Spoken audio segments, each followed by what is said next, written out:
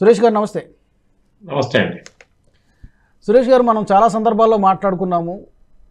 మోదీ గారిని టార్గెట్ చేయాలని ఎవరైనా అనుకుంటే తర్వాత వాళ్ళ పరిస్థితి ఏంటో మనం చూసాం.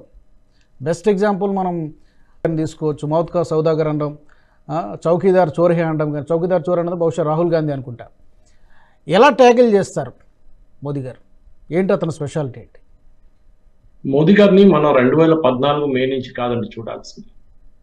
ఆయన కెరియర్ నుంచి, ఎస్పెషలీ గుజరాత్ ముఖ్యమంత్రి అయినప్పటి నుంచి ఆయన ఒక్కొక్క సిచ్యువేషన్ ఎట్లా ట్యాకిల్ చేసుకుంటూ వచ్చారని చూడాల్సింది. 2002లో జరిగిన గోద్రా కాండం తర్వాత అక్కడ జరిగిన అక్రమాలని ఆయన అరకట్టడానికి ట్రై చేసిన దాని ప్రకారం ఆయన దాన్ని రెస్ట్రిక్ట్ చేయడానికి ట్రై చేశారు. ఆయన్ని ఆర్మీ కానీ పోలీసులు పంపించకుండా ఇండియన్ గవర్నమెంట్ కానివ్వండి, అప్పుడున్న కాంగ్రెస్ గవర్నమెంట్ మధ్యప్రదేశ్ నుంచి పోలీసులు పంపించకుండా అక్కడ ఏమైనా జరగనియండి ఆ గుజరాత్లో, ఎందుకంటే లాస్ట్లో మోదీ గారి తల మీద వస్తుందని మనకి దాంతోని ఎలక్ట్రల్ బెనిఫిట్స్ వస్తుంది అనుకున్నారు. కానీ మోదీ గారు దాని నుంచి కూడా బయటపడ్డారు. మీకు తెలుసు, ఆయన్ని సిబిఐ ఎంక్వైరీ పెట్టారు ఆయన మీద. సిబిఐ ఎంక్వైరీకి ఆయన కేజ్రీవాల్ లాగా నేను వెళ్ళను, నేను ఇంట్లో కూర్చుంటాను అని, నాకు ఒంట్లో బాగాలేదు, విపాసనకి వెళ్తాను ఏం చెప్పకుండా డైరెక్ట్గా ఫస్ట్ సంవత్సరం సిబిఐ దగ్గర వెళ్ళి సిబిఐ దగ్గర మొత్తం 24 గంటల నుంచి 36 గంటల దాకా వాళ్ళు ప్రశ్నించారు. అన్ని ప్రశ్నలకు జవాబు ఇచ్చుకుంటే ఆయన బయటకు వచ్చారు. మనందరూ తెలుసు, దాని తర్వాత సుప్రీంకోర్టుకి వెళ్ళిన కేసులో మోదీ గారికి క్లీన్ చిట్ వచ్చింది.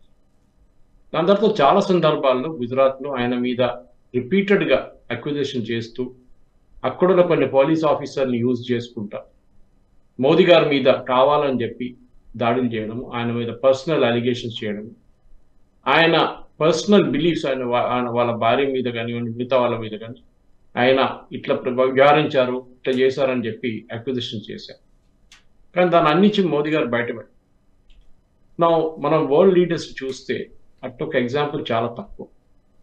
డెఫినెట్గా కొన్ని లీడర్స్ ఉన్నారు వరల్డ్ లోకంలో మనం చూడడానికి. విన్స్టన్ చర్చిల్ ఉండొచ్చు, for the wrong reasons or right reasons, second world war time. దాని తర్వాత జాన్ ఎఫ్ కెనడీ ఉండొచ్చు, మార్టిన్ లూథర్ కింగ్ ఉండొచ్చు, దాని తర్వాత నెల్సన్ మండేలా ఉండొచ్చు. ఇట్లాంటి టాల్ లీడర్స్కి వాళ్ళ టైంలో వాళ్ళు దేవర్ ఐకాన్స్ అని చెప్పొచ్చు. కానీ వాళ్ళు పరిపాలించిన టైం కానివ్వండి, వాళ్ళు కొంతమంది, మార్టిన్ లూథర్ కింగ్ అయితే పొలిటికల్ పోస్ట్ అయితే హోల్డ్ చేయలేదు. కానీ ఈ టైంలో నెల్సన్ మండేలా కూడా ఆయన ఒఫీషియల్గా పోస్ట్ ఎక్కువ హోల్డ్ ఏం చేయలేదు, ఆయన పోస్ట్లో ఏం లేకుండా. కానీ పొలిటికల్ పోస్ట్లో ఉన్నప్పుడు ఏమవుతుందంటే మీ మీద దాడి చాలా ఎక్కువ జరుగుతుంది. మనం ఇప్పుడు బెంజమిన్ నెటన్యాహు ఇతరంగా చూస్తున్నారు. ఆయన అక్కడ తెస్తున్న మార్పులు, జ్యుడిషియల్ రిఫార్మ్స్ గురించి అక్కడున్న ఆపోజిషన్ పార్టీస్ కానివ్వండి, అక్కడున్న కొన్ని లెఫ్టిస్ట్ అందరు కలిసి ఆయన మీద చాలా మటుకు విమర్శలు చేశారు. దాని తర్వాత అక్టోబర్ 7వ తారీఖు జరిగిన హమాస్ టెర్రరిస్ట్ అటాక్ దాని తర్వాత జరిగినప్పుడు అందరూ ఒకరే అయ్యారు. ఇప్పుడు అందరూ ఒకటే ఉన్నారు, ఇజ్రాయెల్ ఒకటే డీల్ చేసుకుంటూ వాళ్ళకి తెలిసిపోయింది లీడర్ అంటే ఎట్లా ఉండాలి, లీడర్ అంటే దేశం కోసం ఉండాలి. మోదీ గారిది అన్నిటికంటే పెద్ద అడ్వాంటేజ్ ఏంటంటే ఈజ్ ఇన్కరప్టబుల్, అంటే ఆయన కరప్ట్ కాదు. అది పెద్ద అడ్వాంటేజ్. ఎందుకంటే ఇప్పుడు కూడా వాళ్ళ ఫ్యామిలీలో ఉన్న వాళ్ళ బ్రదర్ కానివ్వండి, వాళ్ళ సిస్టర్ కానీ, వీళ్ళందరూ వాళ్ళ ఇంట్లో ఉంటున్నారు, వాళ్ళు చిన్న చిన్న పనులు చేసుకుంటున్నారు. ఒక ఆయన అయితే రేషన్ షాప్ నడిపిస్తున్నారు, సిస్టర్ అయితే వాళ్ళ మదర్ని ఇప్పుడు దాకా చూసుకున్నారు. సింపుల్, చాలా సింపుల్ మిడిల్ క్లాస్ ఇంట్లో ఉంటున్నారు. అదే టైంలో మనం చూస్తున్నాం సోనియా గాంధీ కానివ్వండి, రాహుల్ గాంధీ కానివ్వండి, దానికన్నా ముందు రాజీవ్ గాంధీ కానివ్వండి, వీళ్ళకి అడిగితే మా దగ్గర కార్ లేదు అని ఎలక్షన్ కమిషన్ ఫామ్ లో రాసిస్తారు, అఫిడవిట్ లో, ఎలక్షన్ టైంలో. కానీ కార్ ఎందుకు? వీళ్ళు కోట్లాది రూపాయలు సంపాదించారు. ఎట్లా సంపాదించారు? అది బోఫోర్స్ నుంచి అన్ని మన కరప్షన్ డీల్స్ తెలుసు. 2G నుంచి gold scam, Commonwealth game scam, Agusta Westland scam, అన్ని చూసుకుంటూ వచ్చాం మనం. కానీ మోదీ గారు వ్యతిరేకంగా ఇప్పుడు కూడా మనం చూసాం. మొన్నదాకా అంబానీ అదానీ తిరిగారు ఎవరు? రాహుల్ గాంధీ.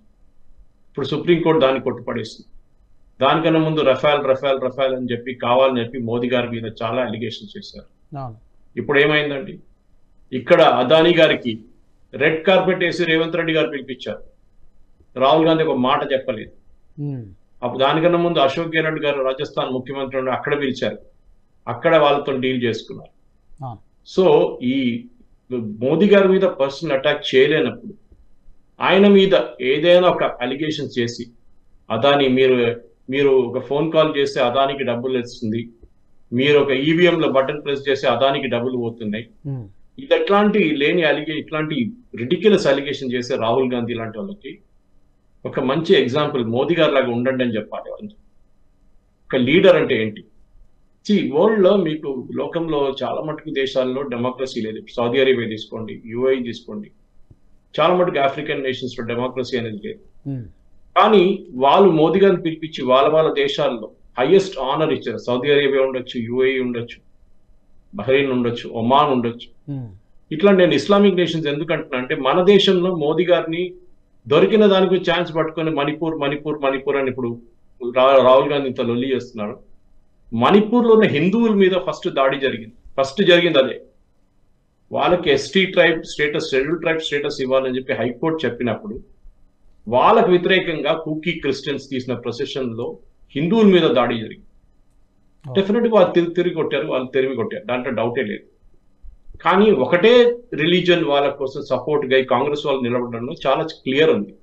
ఎందుకంటే వాళ్ళు కేరళ లాంటి ప్లేస్ లో వాళ్ళకి సపోర్ట్ కాదు. కానీ మోదీ గారు ఎట్లా చూస్తున్నారంటే ఇప్పుడు ముందు ఏదని చూడండి, ఆయన ఏ ప్రాజెక్ట్ తీసుకుని 5 సంవత్సరాల్లో ఆ బాంబే లింక్ వాళ్ళు చూసాం, మనం ఇనాగ్రేట్ చేసిన బ్రిడ్జ్ నవీ ముంబై నుంచి నవీ ముంబైకి వెళ్ళిన 20 నిమిషాలు లేకుండా మీకు గంటన్నర సేపు పడుతుంది. 5 సంవత్సరాలు కట్టారండి. మన దేశంలో చూసాం చాలా మటుకు ప్రాజెక్ట్ 2014 కన్నా ముందు, అది ఈ ప్రాజెక్ట్ కూడా దానికన్నా చాలా ముందు మొదలు పెట్టారు. కానీ చూడండి ఫినిషింగ్ ఎక్కడ వచ్చింది, కంప్లీషన్. అంటే ఒక టాస్క్ తీసుకున్నప్పుడు దానికి స్టార్ట్ టు ఎండ్. మోదీ గారు చాలా ప్రాజెక్ట్స్ ని, ఆల్ మేజర్ ప్రాజెక్ట్స్ ని ఎవ్రీ మంత్ రివ్యూ చేస్తారు. మేజర్ రివ్యూ అంటే అన్ని ప్రిన్సిపల్ సెక్రటరీలు, అన్ని డిపార్ట్మెంట్ సెక్రటరీస్, అది కాకుండా మినిస్టర్స్, వీళ్ళందరూ ఉంటారు దాంట్లో. బిగ్ టికెట్ ఐటమ్స్ అంటాం మనం, అంటే పెద్ద పెద్ద ప్రాజెక్ట్ 20,000, 30,000, 40,000 కోట్ల ప్రాజెక్ట్స్ ఎక్కడ ఉంది, దానికైనా ప్రాబ్లం ఉందా, ఆ ప్రాబ్లం ఉంటే ప్రాబ్లం ఎట్లా సార్ట్ అవుట్ చేయొచ్చు అని చూస్తారు. ఏదో పెట్టి పాలిటిక్స్ లాగా నేను వానికి వీడు వాడు అని చెప్పి కొట్టుకోవడానికి కాదు. అది మీరు చూస్తుంటారు, మోదీ గారి మీద ఇంత ఆరోపణలు చేసిన కేసీఆర్ ఇవాళ ఎక్కడున్నాను మనం చూస్తున్నాము. ఈవెన్ చంద్రబాబు గారు కూడా వాడు వీడు అని మాట్లాడే కేసీఆర్ ఇప్పుడు ఆయన పరిస్థితి చూస్తున్నాము. అదే టైంలో మోదీ గారు డిగ్నిఫైడ్ గా ఉంటారు, మీరు చూస్తుంటారు. సరే ఎలక్షన్ టైంలో కొంచెం ఓవర్ గా టాప్ వెళ్తారు, అది న్యాచురల్. ఎందుకంటే ఎలక్షన్ సీజన్ లో ఎలక్షన్ క్యాంపెయిన్ లో ఉండాల్సింది. కానీ అక్కడ నార్మల్ సర్కమ్స్టాన్స్ ఇప్పుడు మీరు మాట్లాడినప్పుడు మనం ఒక్కొక్క ఇన్సిడెన్స్ తీసుకోవచ్చు, 2-3 ఇన్సిడెన్స్ తీసుకుందాం. పఠాన్కోట్ అటాక్ తర్వాత మన రిటర్న్ వాళ్ళ మీద దాడి చేయాలని చెప్పి పాకిస్తాన్ మీద ప్లాన్ చేసుకుంది.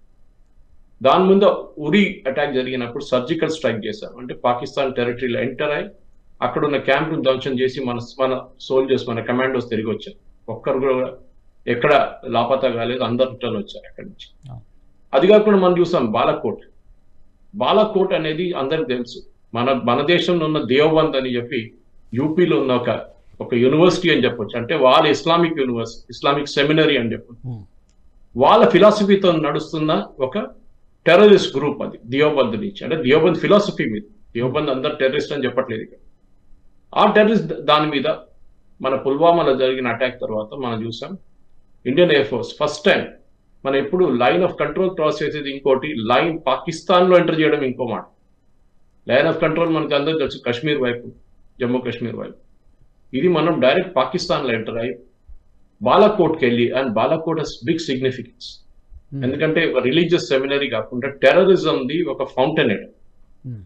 చాలా మంది మనం చూస్తుంటే ఇట్లాంటి రియాక్షన్స్, అందరూ 56 ఇంచ్ చెస్ట్ ఏంటి, మోదీది ఎక్కడున్నారు, ఏం చేస్తున్నారు, టెర్రరిస్ట్ అటాక్ చూడండి, చైనా వచ్చి కూర్చున్నారు. మీరు ఒక్కొక్క మినిస్టర్ని మోదీ గారు ఎట్లా ఎంపవర్ చేశారు అది చూడాలి. చాలా ఒక్కొక్క సూపర్ స్టార్. ఎందుకంటే ఆయనకు ప్రతి ఎర్లీ అంటే ఫస్ట్ 5 years కాగానే సెకండ్కి వచ్చేదాకా ఆయన 2 సీనియర్ మినిస్టర్ని కోరుతారు. ఇప్పుడు అరుణ్ జైట్లీ గారు ఒకరు, Sushma Swaraj. And they were 2 pillars Modi గారు, ఒకటి ఫైనాన్స్, ఇంకోటి ఎక్స్టర్నల్ అఫేర్స్. నిర్మలా సీతారామన్ గారిని తీసుకొచ్చారు. మనం చూసాం she perform admirably well during Covid. దాని తర్వాత లోకంలో అన్ని దేశాలు ఇప్పుడు కూడా రెసెషన్ లో ఉన్నప్పుడు మనం ఇప్పుడు కూడా 7% జీడిపి మీద నడుస్తుంది మన దేశం. మనం దాని ద్వారా చూసాం Rajnath Singh, very stable head, mature, military might ఎట్లా డీల్ చేయాలి, మిలిటరీ ఇష్యూస్ ఎట్లా డీల్ చేయాలని చెప్పి ఆయన చూసుకుంటాం. మన ఒక కంపెనీలో పనిచేస్తున్నప్పుడు కూడా మీ డెలిగేటెడ్ టాస్క్ అంటే మీ CEO ఉండొచ్చు, మీ MD ఉండొచ్చు, మీకు ఒక టాస్క్ ఇస్తారు, మీకు ఒక పోస్ట్ ఇస్తారు. దాంట్లో KRAs ఉంటుంది, కీ రిజల్ట్ ఏరియాస్. ఎట్లా పర్ఫామ్ చేస్తుంది దాన్ని మెజర్ చేస్తుంది.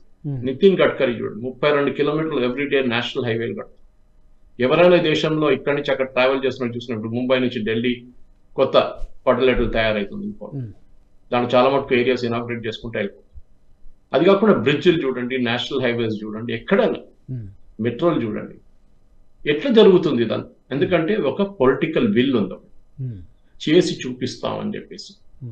సో అది కెనడా ఉండొచ్చు, జస్టిన్ ట్రూడో ఉండొచ్చు, మన మీదే ఏదో ఆరోపణ చేసి మన అది చేస్తున్నాం ఇది చేస్తున్నాం. లాస్ట్ మనం ఖతార్ చూసాం రీసెంట్లీ జరిగిన దాని ప్రకారం. అక్కడ 8 మంది రిటైర్డ్ ఇండియన్ నేవల్ దాని నుంచి ఇండియన్ నేవీ నుంచి రిటైర్ అయ్యి వెళ్ళిన 8 మందిని ఖతార్ అరెస్ట్ చేశారు. అంటే వాళ్ళు ట్రైనింగ్ చేయడానికి వెళ్ళారు. వాళ్ళు రిటైర్ అయిన తర్వాత ఒక ప్రైవేట్ కంపెనీలో జాయిన్ అయ్యి అక్కడ ట్రైనింగ్ చేయడానికి వెళ్ళారు ఖతారీ నేవీకి, ఎస్పెషల్లీ వాళ్ళ సబ్మెరీన్ ట్రైనింగ్. కానీ వాళ్ళు వస్తూ ఒకరోజు ముందు వాళ్ళని అరెస్ట్ చేశారు అక్కడ. దాని తర్వాత వారికి డెత్ సెంటెన్స్ ఇచ్చారు, మనందరూ చూసాం. గవర్నమెంట్ ఆఫ్ ఇండియా ఎక్కువ స్టేట్మెంట్లు ఇవ్వడము అది కాదు ఇది కాదు అని చెప్పడం ఏం చేయలేదు. మెల్లగా వాళ్ళు పని చేసుకున్నారు. ఏంటి, ఖతార్కి క్లియర్గా చెప్పారు, మీ దగ్గర Qatar is rich in natural gas, oil కన్నా ఎక్కువ వాళ్ళకి న్యాచురల్ గ్యాస్ చాలా పెద్ద క్వాంటిటీ వాళ్ళ దగ్గర. ఖతార్ మన అందరికి తెలుసు, ఇట్స్ ఎపిటోమ్ అంటే టెర్రరిజం కి చాలా మటుకు హమాస్ సీనియర్ లీడర్స్ అందరు ఖతార్లో కూర్చొని. Al Jazeera television network Qatar government వాళ్ళ రాయల్ ఫ్యామిలీ. సో వాళ్ళ దగ్గర మనం డీల్ చేయడం కూడా ఎంత బాగా డీల్ చేశారు. సింపుల్ గా చెప్పారు, మీ దగ్గర ఉన్న న్యాచురల్ గ్యాస్ ని మేము కట్ డౌన్ చేస్తున్నాం, 20% తగ్గిస్తున్నాం, మాకు వెనుజువేలా నుంచి సప్లైస్ వస్తున్నాయి, మిగతా రష్యా నుంచి కూడా మాకు సప్లైస్ వస్తాయి, మేము వాళ్ళ దగ్గర తీసుకుంటాం అని చెప్పారు.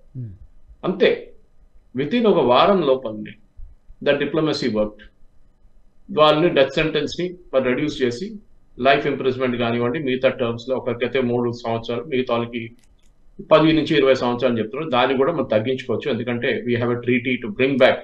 వాళ్ళని రిటర్న్ ఇండియాలో తెప్పించుకొని వాళ్ళు మిగతా పనిష్మెంట్ ఇక్కడ వాళ్ళు సర్వ్ చేయవచ్చు.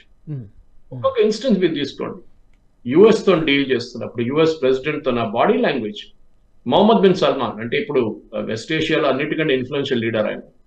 ఒక టైంలో సౌదీ అరేబియా అనే దేశమే మనం తెలుసు చాలా రిజిడ్ ఇస్లామిక్ నేషన్ ఉండే.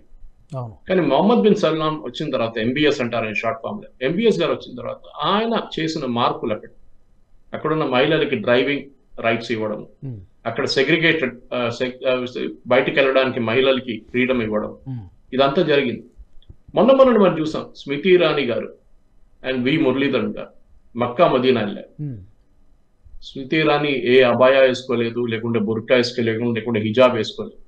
షీ వెంట్ నార్మల్ ఇండియన్ లాగా సారీ పెట్టుకుని. దాని మీద పెద్ద చర్చలు జరుగుతున్నాయి పాకిస్తాన్లో కానీ మన దేశంలో ఉన్న ముల్లాలు ఎట్లా అలౌ చేశారు వీళ్ళని మదీనాకి మక్కాకి. అది ఇండియన్ పవర్. జాతీయవాద జర్నలిజానికి అసలైన వేదిక నేషనలిస్ట్ హబ్ ని సబ్స్క్రైబ్ చేసుకోండి. నోటిఫికేషన్స్ కోసం బెల్ ఐకాన్ పై క్లిక్ చేయండి.